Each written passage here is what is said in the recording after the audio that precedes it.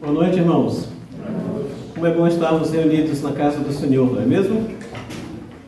Nós queremos dar continuidade ao nosso estudo que estamos falando sobre doutrina das últimas coisas. Já faz algumas semanas, inclusive, que começamos essa série de estudos. E hoje eu quero convidá-los a abrirem as suas Bíblias em 2 Coríntios, capítulo 5, versículo 10. 2 Coríntios, capítulo 5, versículo 10. Hoje nós vamos falar sobre o Tribunal de Cristo. Tribunal de Cristo. 2 Coríntios, capítulo 5, versículo 10, diz assim a palavra do Senhor. Alguns ainda estão abrindo aí as suas Bíblias. 2 Coríntios 5, 10 diz o seguinte: porque importa que todos nós compareçamos perante o tribunal de Cristo, para que cada um receba segundo o bem ou o mal que tiver feito por meio do corpo. Deixe-me ler de novo.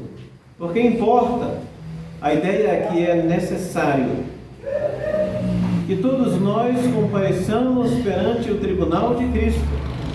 Para qual propósito? Para que cada um receba segundo o bem ou o mal que tiver feito por meio do corpo. Vamos orar. Nosso Deus e Pai Celestial, nós te bendizemos pelo privilégio de estarmos reunidos na Tua casa. Nós clamamos a Deus por essa noite, clamamos em favor de cada irmão que se faz presente, abençoe a cada um de nós, que realmente possamos conhecer mais do Senhor, e esse conhecimento não seja algo apenas teórico, mas possa nos levar à prática, possa nos levar a cada dia entendermos e compreendermos que o Senhor é Deus e que um dia, como diz esse texto, nós entendamos que vamos estar na presença do Senhor para algum propósito santo e eterno. Nós pedimos, ó Pai, que nos abençoes, nos ajudes. Em nome de Cristo oramos. Amém. O Tribunal de Cristo. Irmãos, seja através da experiência da morte ou pela volta pessoal do Senhor Jesus, todo cristão legítimo terá um encontro pessoal com Ele. Vou repetir. Preste bastante atenção. Todos nós, independentemente se tem a ver com aquela experiência de morte, a que todos nós estamos sujeitos a qualquer instante, ou por aquela vinda do Senhor Jesus. E nós sabemos que Ele pode vir a qualquer instante, não é? Já temos pregado sobre isso nas mensagens anteriores. Mas o fato é que todo cristão legítimo, todo salvo, terá um encontro pessoal com o próprio Senhor Jesus. O nosso texto diz: importa, ou é necessário, que todos nós compareçamos perante o tribunal de Cristo. Todos nós estaremos na presença do Senhor. Vale destacar, na verdade também, que logo após o arrebatamento da igreja, e pregamos sobre isso, acredito que 2 domingos passados, logo após o arrebatamento da igreja e simultaneamente, ou seja, ao mesmo tempo da tribulação neste mundo, todos nós então teremos que comparecer ao tribunal de Cristo. Estejamos nós preparados ou não.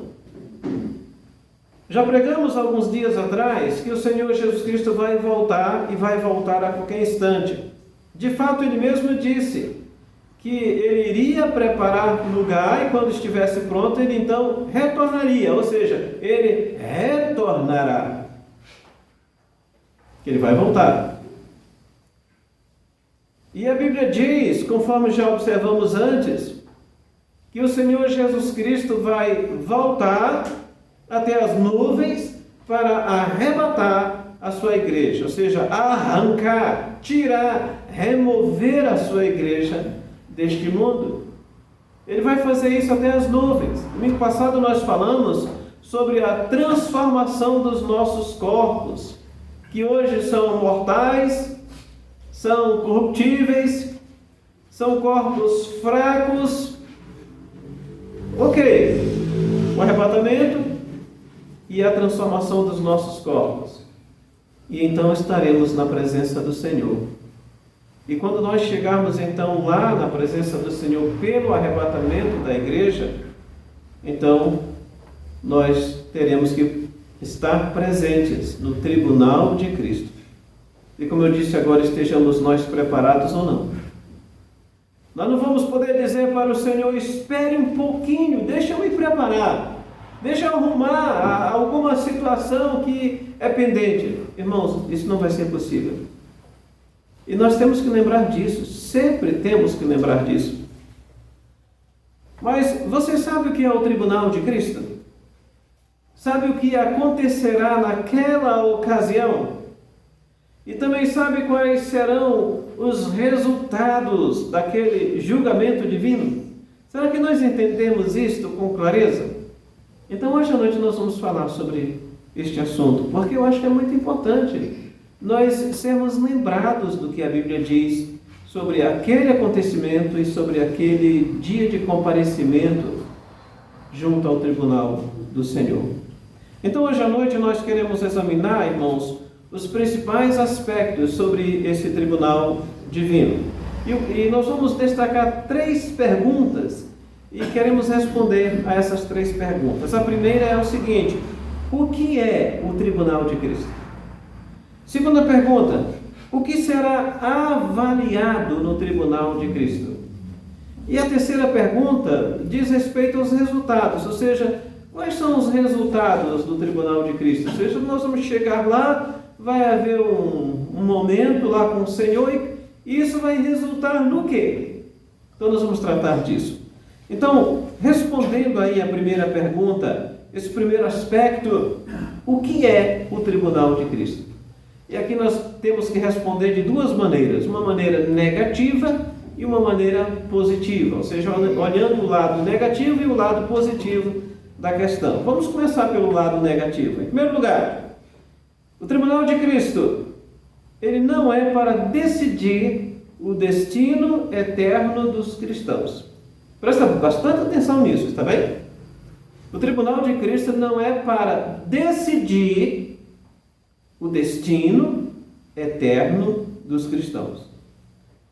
Quando nós olhamos as Escrituras, em particular o Novo Testamento, nós entendemos que quem já creu em Jesus como seu Salvador jamais entrará em condenação, ou seja, não vai ser condenado. Nem tampouco se perderá eternamente, ou seja, não existe possibilidade de um salvo se perder, ser condenado, ser lançado longe do Senhor. Não existe essa possibilidade. Isso porque seus pecados já foram para sempre perdoados.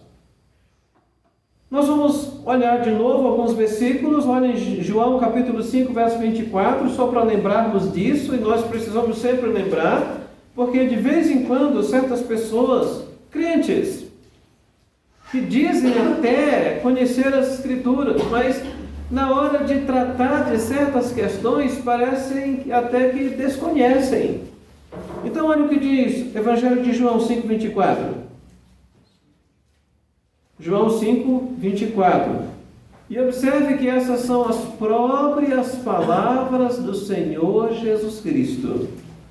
Em verdade vos digo, quem ouve a minha palavra e crê naquele que me enviou, tem o que? A vida eterna. Tem. E continua. Não entra em juízo. Se você tem a corrigida, diz em condenação. Ou seja, não passa por um juízo que condena, mas passou da morte para a vida. Esse texto é muito importante. O Senhor foi muito claro em dizer que aquele que crê nele tem a vida eterna. O que é a vida eterna? É uma vida sem fim, que nem a morte física pode eliminar. É uma vida que se estende para sempre na eternidade. Eu sei que eu estou sendo tanto redundante, não é para sempre na eternidade, não é? Mas às vezes a gente precisa usar esses termos. mas continua sem fim. Cristo disse: tem, não entra em juízo, ou seja, não entra em condenação, não está sujeito à condenação. E quando nós olhamos também em Romanos capítulo 8, verso 1, ali também o apóstolo Paulo enfatiza isso com palavras muito fortes para nós.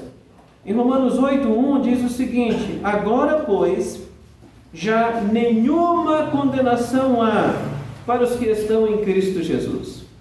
Agora quando? Agora, depois que nós cremos em Cristo. Agora, quando o Espírito Santo habita em nós. Agora, quando somos filhos de Deus. Agora, quando recebemos a vida eterna. Agora, pois, não há nenhuma condenação para os que estão em Cristo. Ou seja, para os verdadeiros cristãos. Para os salvos, portanto. Então nós não podemos esquecer estes fatos. Por isso é que estamos dizendo aqui que o nosso destino eterno, já está decidido, desde o momento em que nós cremos em Jesus e o recebemos como nosso Salvador pessoal. Naquele dia em que nós tomamos uma decisão com fé, crendo em Cristo como nosso Salvador, quando nós o recebemos em nossas vidas, e eu estou falando de algo sincero, não da boca para fora, não para agradar esse ou aquele, não por segundas intenções, ou sabe lá, terceiras intenções, nada disso, mas quando nós cremos de fato e de verdade no Senhor, nós recebemos vida eterna. O nosso destino ali ficou, portanto, já decidido para sempre. Por isso é que nós estamos destacando aqui, quando falamos sobre o tribunal de Cristo, é que o tribunal não é para decidir o destino eterno dos cristãos, não é para decidir o nosso destino. Então agora vamos para o lado positivo. Se não é para isso, então é para o quê? O lado positivo é que é para avaliar o desempenho de cada cristão. Avaliar o desempenho. De fato, eu esqueci de pedir aos irmãos que deixassem o texto marcado lá em 2 Coríntios, no capítulo 5, mas ali diz que importa que todos nós compareçamos perante o quê? O tribunal de Cristo. Irmãos, o termo tribunal ali, usado no grego, é a palavra bema. E bema refere-se a um assento ou plataforma, uma plataforma ou assento elevado, onde os juízes das diversas competições atléticas ficavam para observar e depois premiar os vencedores. Então, esse era o bema. Interessante que o termo usado aqui não é um outro termo no Novo Testamento que significa juízo para condenação. O termo usado aqui é um termo bema, um tribunal. Não é para julgar almas. É para avaliar, é para examinar as obras, o desempenho dos atletas. Então, quando nós pensamos, por exemplo, naqueles dias antigos, os dias de Paulo e até dias anteriores, nós vamos observar, irmãos, que existiam jogos atléticos, jogos olímpicos, jogos. Havia aquelas competições e os atletas então ficavam ali correndo ou realizando outras atividades, outras competições, e havia então aquela plataforma, como dissemos há pouco, aquele assento elevado, e havia juízes ali. Esses juízes não estavam ali para julgar se a pessoa cometeu um crime ou não, se é alguém que precisa ser lançado na prisão ou condenado. Esses juízes não faziam isso. Os juízes estavam ali apenas observando Os competidores, os atletas que estão ali correndo e pulando e saltando e fazendo isso e fazendo aquilo outro. E aqueles atletas que se saíam bem eram então premiados. Ou seja, os vencedores eram premiados. E, irmãos, a palavra era bema. E aqui nós temos nesse texto que diz que todos nós compareceremos perante o bema, o tribunal de Cristo. É como se o Senhor Jesus Cristo estivesse, portanto, olhando e examinando. E um dia, então ele vai premiar os vencedores. Aqueles que durante a sua corrida, a sua jornada, a sua vida cristã, se saíram bem. Então, esse é o termo que eu usava aqui. Agora, se nós não compreendermos isso, evidentemente nós vamos chegar a várias conclusões erradas, que contrariam vários outros textos da Bíblia. Então, nós precisamos lembrar disso. E precisamos lembrar corretamente. Falando um pouco da história dos jogos da antiga Grécia, acredita-se que os primeiros jogos aconteceram em 776 a.C. Bastante tempo, né? No começo, os jogos aconteciam apenas em um dia. Era feita a abertura, a competição um dia. Era apenas uma modalidade.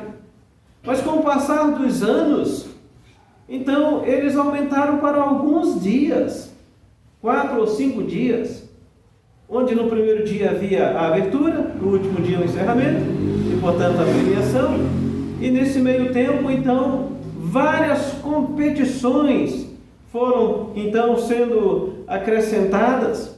No começo as mulheres não participavam da competição. Só muito depois é que elas foram acrescentadas.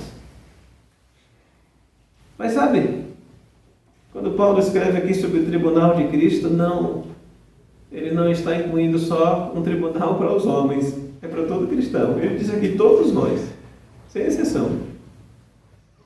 Então nós temos que lembrar disso. Naquele dia, quando estaremos diante do Senhor, cada cristão será examinado pelo próprio Deus quanto ao seu desempenho nesta vida.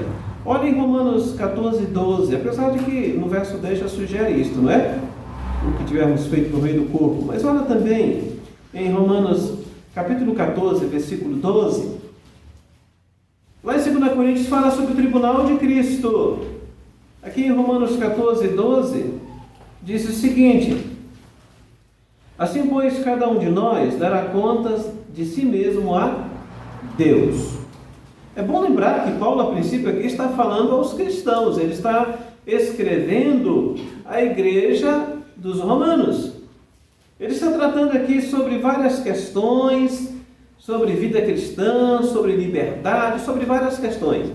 Nós podemos aproveitar certamente esse versículo, porque é uma verdade, nós podemos, a partir dele, considerar outros versículos que cada pessoa na face da terra vai estar diante de Deus e vai ter que dar contas a Deus. Mas esse texto aqui em particular, pensando no próprio texto, está falando dos cristãos. Cada um de nós, ali diz, cada um de nós, pode estar se incluindo, não é? Dará contas de si mesmo a Deus, não dos outros.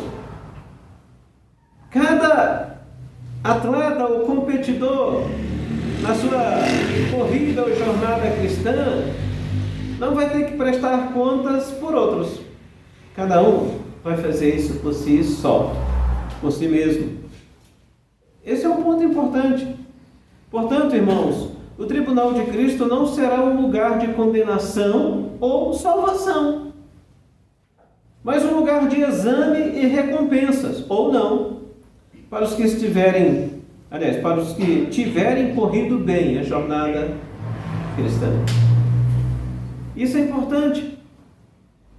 O tribunal de Cristo não diz respeito à salvação, porque todos os que chegarem lá já são salvos, já fazem parte da igreja. Eu não me refiro à igreja local aqui, porque alguém pode fazer parte da igreja local e não sou salvo. Mas nós estamos falando da igreja de Cristo, aquela que foi arrebatada. Todos os salvos serão arrebatados. Todos os salvos serão transformados. Nós vimos isso nas duas últimas mensagens. E todos os salvos terão que comparecer lá no tribunal de Cristo e serem examinados, um a um. É isso que Paulo está dizendo nesses textos. Então o tribunal de Cristo não tem nada a ver com salvação ou condenação. Tem a ver com recompensas ou não. Tem a ver com premiação. Tem a ver com galardões. Mas sobre galardões nós vamos falar na próxima mensagem. Aí nós vamos falar especificamente sobre a questão de certos galardões que nós vamos chamar de coroas. Está bem? Uma segunda pergunta, um aspecto sobre esse tribunal divino, irmãos, é o que será avaliado no tribunal de Cristo. O que será avaliado no tribunal de Cristo? Olhando para o Novo Testamento, nós podemos encontrar algumas respostas, ou seja, o que vai ser avaliado. 1 Coríntios capítulo 4, verso 5. 1 Coríntios capítulo 4, versículo 5. A primeira resposta que nós encontramos aqui, das coisas ou do que vai ser avaliado, tem a ver com o nosso coração, ou seja, os segredos, propósitos e intenções do nosso coração. 1 Coríntios 4, 5 diz assim: portanto, nada julgueis antes do tempo, até que venha o Senhor, o qual não somente trará à plena luz as coisas ocultas das trevas, mas também manifestará, ou seja, revelará, vai trazer à plena luz, não é? Os desígnios dos corações. E então cada um receberá o seu galardão da parte de Deus. Eu acho que o texto é muito claro. Quando fala que o Senhor manifestará os desígnios dos corações, os segredos, as intenções dos corações. Até ele diz que vai trazer à plena luz as coisas ocultas das trevas.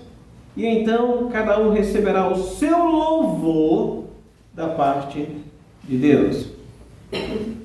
Deus vai examinar os nossos corações aqueles dias.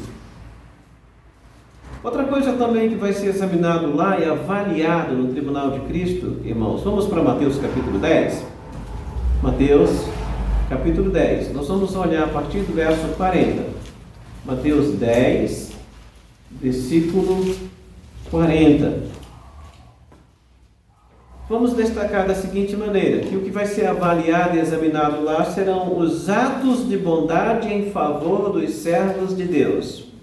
Os atos de bondade em favor dos servos de Deus. De uma maneira bem geral aí, como estamos apresentando. Mateus capítulo 10, do verso 40 ao 42. Quem vos recebe a mim, me recebe. E quem me recebe, recebe aquele que me enviou. Quem recebe um profeta, no caráter de profeta, receberá o galardão de profeta. Quem recebe um justo, no caráter de justo, receberá o galardão de justo. Lembra que galardão significa prêmio, recompensa. E quem der a beber, ainda que seja um copo de água fria, a um destes pequeninos, por ser este meu discípulo, em verdade vos digo que de modo algum perderá o seu galardão. É interessante como o Senhor Jesus Cristo destaca esta verdade aqui, que naquele dia do tribunal de Cristo, o bema, as nossas vidas vão ser avaliadas, nosso coração, e aqui até fala sobre atos de bondade para com pessoas, para com os servos de Deus, e até menciona ali, como os irmãos observaram, que receber um enviado de Deus, veja bem, estamos falando de um enviado de Deus, não alguém que diz ser e não é, está bem? Um enviado de Deus, diz que não vai perder o galardão.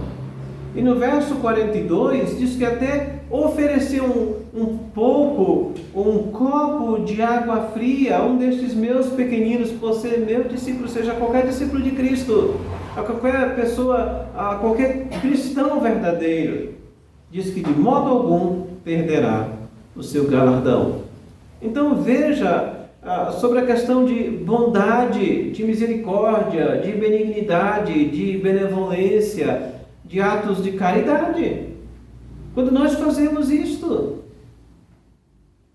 o Senhor Deus diz, não vai perder o galardão. Então, observe como o próprio Senhor Jesus Cristo foi muito claro a esse respeito. Mas, indo ainda para Mateus 25, nós queremos destacar outra verdade aí, irmãos, uma outra questão e dando uma outra resposta sobre o que vai ser avaliado. Em Mateus 25, a partir do versículo 14 até o versículo 23, nós queremos ver a mordomia e fidelidade no uso dos talentos, aquilo que Deus nos confiou. Mordomia significa, irmãos, administração, tá? Então, se tem a ver com a administração e a fidelidade no uso dos talentos, das coisas que Deus nos confiou. Então, Mateus 25, 14, até o versículo 23. Pois será como um homem que, ausentando-se do país, chamou os seus servos e lhes confiou os seus bens. A um deu 5 talentos, a outro 2 e a outro 1, a cada um, segundo a sua própria capacidade. E então partiu. O que recebera 5 talentos, saiu imediatamente a negociar com eles e ganhou outros 5. Do mesmo modo, o que recebera 2, ganhou outros 2. Mas o que recebera 1, saindo, abriu uma cova e escondeu o dinheiro do seu senhor. Depois de muito tempo, voltou o senhor daqueles servos e ajustou contas com eles. Então, aproximando-se o que recebera 5 talentos, entregou outros 5, dizendo, Senhor, confiaste-me 5 talentos, e eis aqui outros 5 talentos que ganhei. Disse-lhe o Senhor, muito bem, servo bom e fiel. Foste fiel no pouco, sobre o muito te colocarei. Entra no gozo do teu Senhor. E aproximando-se também o que recebera 2 talentos, disse, Senhor, 2 talentos me confiaste, aqui tens outros 2 que ganhei. Disse-lhe o Senhor, muito bem, servo bom e fiel. Foste fiel no pouco, sobre o muito te colocarei. Entra no gozo do teu Senhor. E continua, sobre aquele que ganhou 1 e escondeu, e como foi tratado. Irmãos, naquele dia de prestação de contas, naquele dia no tribunal de Cristo, no bema do Senhor, quando seremos avaliados, o Senhor vai dar uma olhada nisso, nos segredos e propósitos e intenções do nosso coração, nos atos de bondade em favor dos servos de Deus, e na mordomia ou administração, bem como na fidelidade no uso dos talentos. Deus vai avaliar isso. Agora, eu quero que você olhe para si mesmo, para dentro de si. Pense em si mesmo e considere, naquele dia em que houver o arrebatamento da igreja, já com os corpos transformados, tivermos que comparecer na presença do Senhor, e Ele tiver que examinar o meu coração, Ele tiver que examinar as obras e atos de bondade, se Ele tiver que examinar como eu administrei, e se eu fui fiel ou não àquelas coisas que Deus confiou a mim, como Ele mostra aqui nessa parábola dos talentos, como é que vai ser naquele dia? Porque na verdade, irmãos, existem muitos crentes que são muito relaxados em seu trabalho para Deus. Eles fazem de qualquer jeito. Eles não se importam. Parece que é como se não houvesse uma prestação de contas. E assim como todo trabalhador tem que prestar contas para o seu superior, seja na sua empresa, na escola, ou sabe lá onde for, também nós, que estamos em Cristo, que conhecemos o Senhor, que verdadeiramente somos salvos em Cristo, um dia vamos ser chamados, vamos estar ali face a face com o Senhor. E a pergunta é, quando Ele tiver que examinar as coisas que eu fiz, e até a maneira como eu fiz essas coisas, receberemos galardões? Você vai receber galardão, você vai ser aprovado. O que será examinado serão então todas as coisas feitas por meio do corpo. Lembra lá de 2 Coríntios 5,10, que diz que importa que compareçamos perante o tribunal de Cristo para que cada um receba o que tiver feito por meio do corpo. Ou seja, este corpo, enquanto nesta vida, ou seja, tudo que vai ser examinado diz respeito às nossas obras, às nossas atitudes, à nossa conduta, à nossa fidelidade. Tudo isso vai ser examinado na presença do Senhor. Tudo que nós tivermos feito por meio do corpo, enquanto estamos neste corpo terreno, antes de ser transformado e arrebatado. Mas quando isso acontecer, chegarmos lá na presença do Senhor, tudo vai ser examinado. Então cabe a nós fazer o que? O melhor para o Senhor. Eu lembro de um hino que nós cantávamos bastante no seminário, e eu acredito que um irmão aqui ou outro conhece, que diz assim: dá teu melhor para o mestre. Quantos aqui conhecem? Bom, quase todos conhecem, nós é que não cantamos o hino, né? Dá teu melhor para o mestre. Porque na verdade é isso que a Bíblia nos ensina. Eu posso lembrar, por exemplo, numa certa situação, isso noutra igreja, noutro estado, de um irmão que tinha assim, sempre uma boa vontade de apresentar um hino especial na igreja. Ele tinha uma boa vontade, e a boa vontade dele era boa, vamos dizer assim, era bom. Mas geralmente quando ele chegava lá na frente, ele dizia assim: irmãos, eu vou cantar esse hino, mas eu não ensaiei, mas é para o Senhor mesmo, ele entende. Será que nós podemos dar qualquer coisa para Deus? Fazer de qualquer jeito, tá bom? De forma relaxada, negligente? Mas há pessoas que acham que sim. Não, qualquer coisa para Deus serve. Deus espera o melhor, irmãos. Lembra desses personagens, desses servos aqui? Deram o melhor, investiram, fizeram tudo o que estava a seu alcance para o dia da prestação de contas. Porém, aquele outro, nós não lemos, os irmãos podem ler aí na passagem, recebeu um talento, enterrou esse talento e ainda teve a audácia de tratar o Senhor como se o Senhor fosse um homem severo. Eu vou continuar lendo essa passagem aqui, pelo menos até certa altura. Portanto, Mateus 25, ele diz: chegando por fim o que recebera um talento, disse: Senhor, sabendo que és homem severo, a corrigida diz um homem duro, né? Homem duro, que ceifas onde não semeaste. É assim que Deus faz. Deus ceifa onde não semeaste, e ajuntas onde não espalhaste. Receoso, escondi na terra o teu talento. Aqui tens o que é teu. Respondeu-lhe, porém, o Senhor: servo mau e negligente. Sabias que ceifo onde não semeei e ajunto onde não espalhei? Cumpria, portanto, que entregasses o meu dinheiro aos banqueiros. Isso é investimento, irmãos. Isso é administrar o que Deus nos deu. E eu, ao voltar, receberia com juros o que é meu. Tirai-lhe, pois, o talento e dai-o ao que tem 10. Porque todo o que tem se lhe dará, e terá em abundância, mas o que não tem, até o que tem lhe será tirado. E o servo inútil, lançai-o para fora, nas trevas. Ali haverá choro e ranger de dentes. Aqui não está falando sobre perda de salvação, tá bom? Antes de tudo, você pode ver isso depois. Mas haverá punição, haverá castigo, haverá sim uma reprimenda, uma repreensão do Senhor. Ele vai mostrar claramente que ele não se agrada. Portanto, irmãos, nós devemos nos esforçar para viver vidas frutíferas e agradáveis ao Senhor aqui, porque um dia seremos avaliados, seremos examinados. Você já foi examinado por um médico? Não estou dizendo que você foi ao consultório, ele olhou para o seu rosto, ou às vezes alguns nem olham, né, e já passam uma receita. Eu estou falando disso.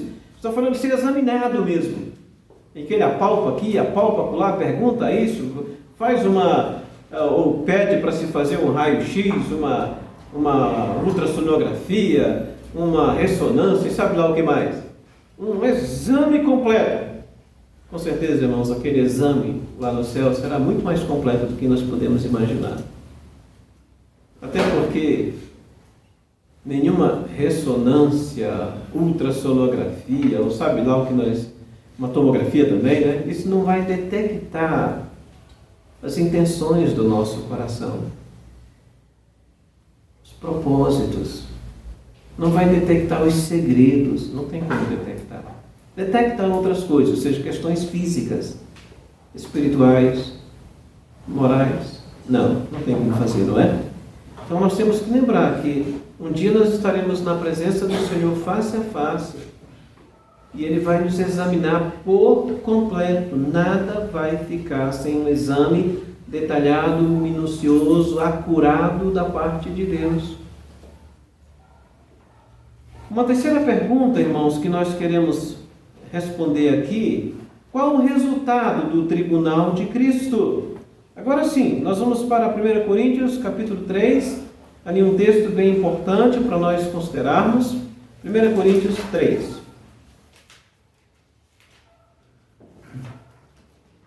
1 Coríntios, capítulo 3, versículo 10 a 15. 1 Coríntios 3, 10. Segundo a graça de Deus que me foi dada, lancei o fundamento como prudente construtor, e outro edifica sobre ele, porém cada um veja como edifica. Porque ninguém pode lançar outro fundamento, além do que foi posto, o qual é Jesus Cristo. Contudo, se o que alguém edifica sobre o fundamento é ouro, prata, pedras preciosas, madeira, feno, palha, manifesta se tornará a obra de cada um, pois o dia a demonstrará, porque está sendo revelada pelo fogo. E qual seja a obra de cada um, o próprio fogo o provará. Se permanecer a obra de alguém que sobre o fundamento edificou, esse receberá galardão. Se a obra de alguém se queimar, sofrerá ele dano, mas esse mesmo será salvo, todavia, como que através do fogo. Irmãos, a nossa pergunta aqui é: qual o resultado do tribunal de Cristo? Haverá apenas 2 resultados. O primeiro, conforme o versículo 14, é que as obras realizadas com atitudes espirituais receberão galardão. E conforme o verso 15, as obras realizadas com atitudes carnais sofrerão dano. Portanto, só haverá 2 resultados: ou receber galardão, ou sofrer dano. Vamos por parte então, não é? Conforme o versículo 14, ali diz: se permanecer a obra de alguém que sobre o fundamento edificou, esse receberá galardão. Então, as obras realizadas com atitudes espirituais receberão galardão, diz claramente aí. E estas obras são descritas como ouro, prata, pedras preciosas. Nós temos aí no verso 12 a primeira parte: contudo, se o que alguém edifica sobre o fundamento é ouro, prata, pedras preciosas. Portanto, essas obras aqui, ouro, prata e pedras preciosas, são materiais resistentes ao fogo. Isso é um tipo de obra. Ou seja, aquele tipo de trabalho, aquele tipo de serviço, aquele tipo de coisa que na presença de Deus, então, resiste ao fogo. Lembra do versículo 13? Manifesta-se e tornará a obra de cada um, pois o dia, é o dia de Cristo, a demonstrará, porque está sendo revelada pelo fogo. E qual seja a obra de cada um, o próprio fogo provará. Ou seja, é como se essas coisas fossem lançadas, esses materiais, não é? Fossem lançados no fogo, e conseguem resistir ao fogo. Então, se resistem, ganham galardões. Se as obras do cristão resistem ao teste divino, lembra que fogo tem a ver com julgamento, não é? Um teste divino. Então, se as obras do cristão resistem ao teste divino, ele receberá, então, galardões celestiais. Veja o verso 8 aí, ó. Ora, o que planta e o que rega são um, e cada um receberá o seu galardão segundo o seu próprio trabalho. É importante nós destacarmos uma coisa aqui, irmãos, que o galardão é obtido através de trabalho. A salvação é obtida através da fé. Para a pessoa ser salva, ela não precisa fazer nada, apenas crer em Cristo como seu Salvador. Mas para a pessoa receber galardões celestiais, a pessoa precisa trabalhar, agir, fazer. E isso está bem de acordo com o que diz Efésios 2, 8 a 10, não é? Ele diz: pela graça sois salvos, mediante a fé, isso não vem de vós, é dom de Deus, não de obras para que ninguém se glorie. Porém, no verso 10, ele diz que nós somos criados para boas obras. As boas obras não salvam, mas o salvo deve praticar boas obras.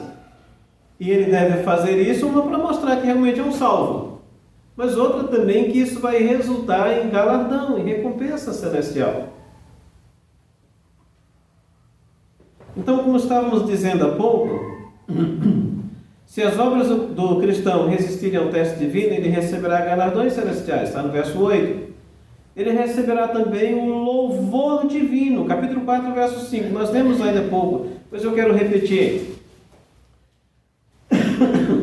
Portanto, nada julgueis antes do tempo, até que venha o Senhor, o qual não somente trará à plena luz as coisas ocultas das trevas, mas também manifestará os desígnios dos corações, e então cada um receberá o seu louvor da parte de Deus.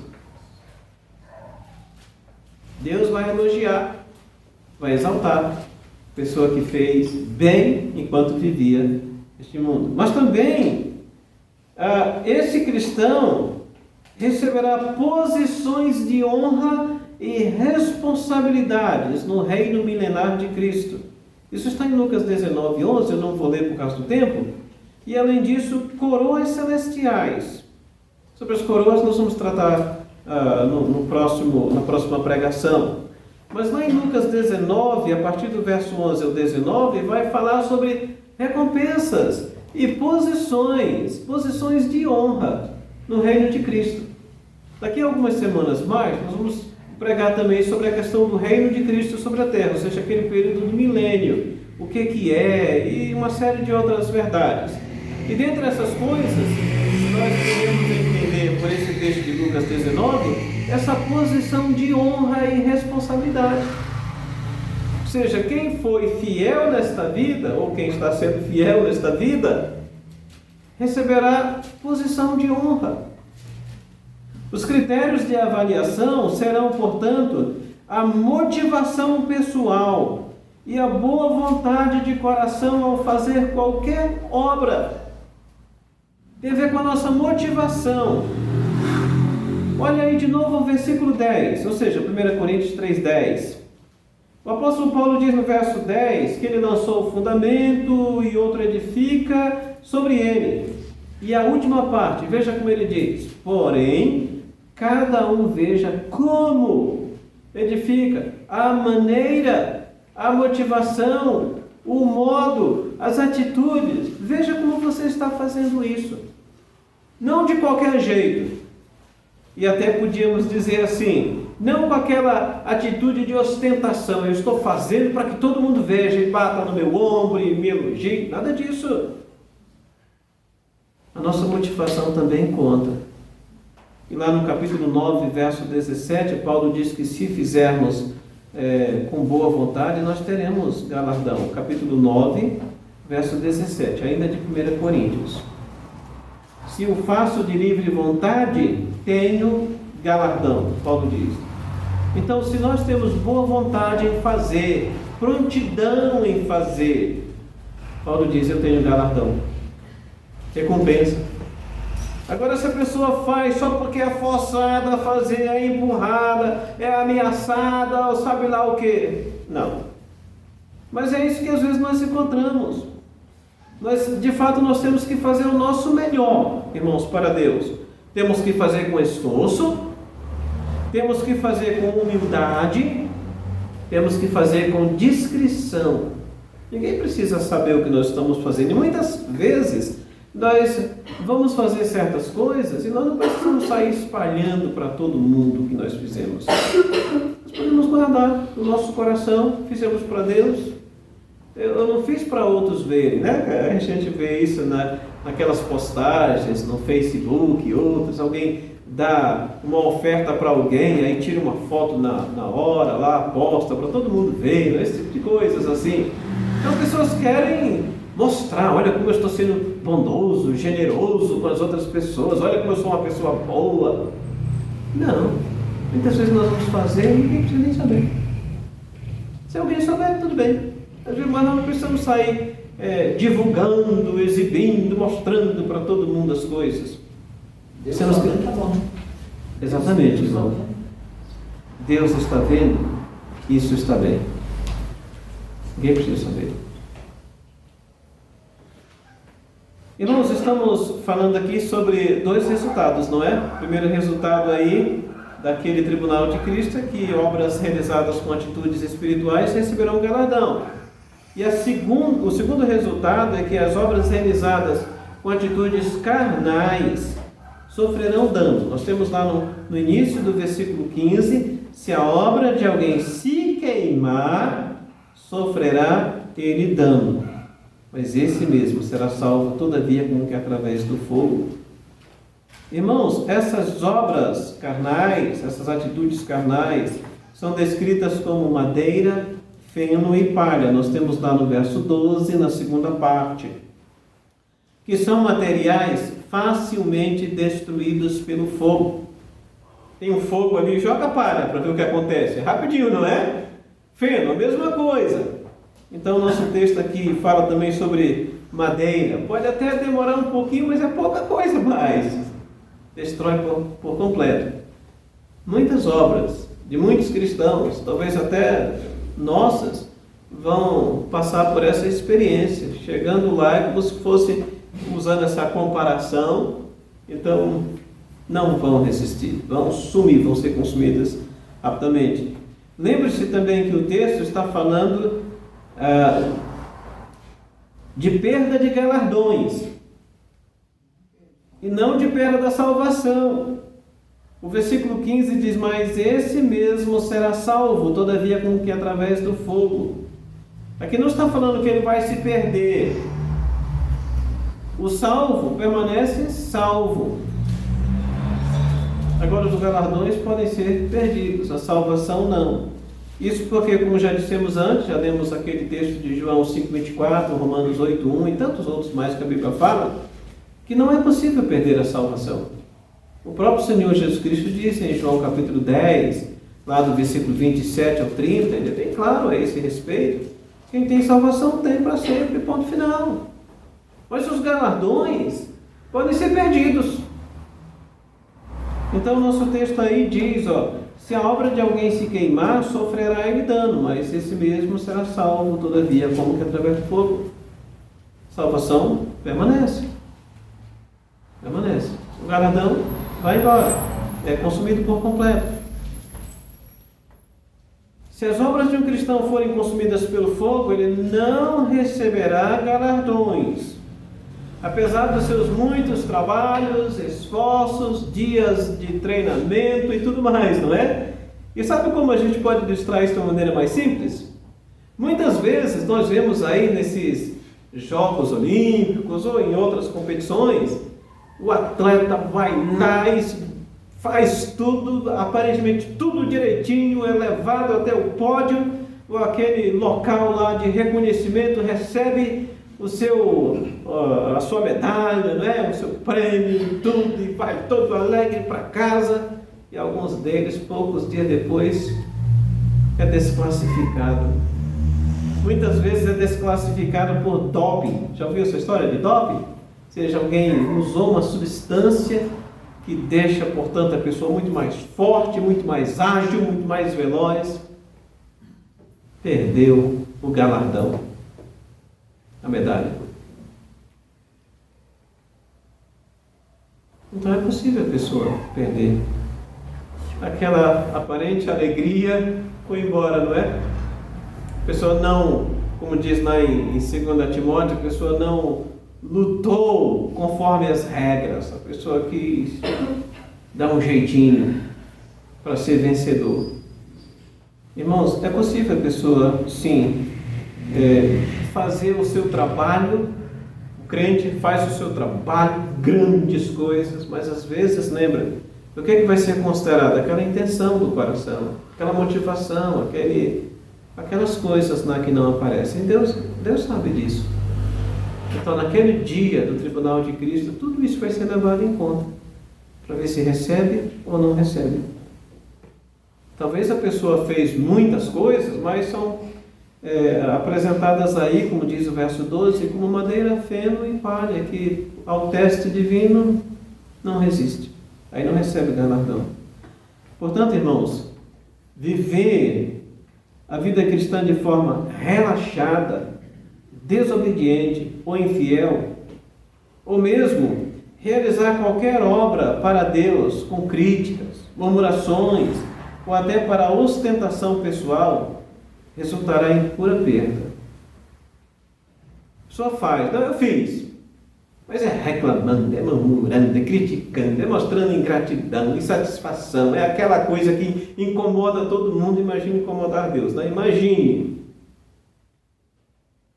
Isso não resulta em galardão.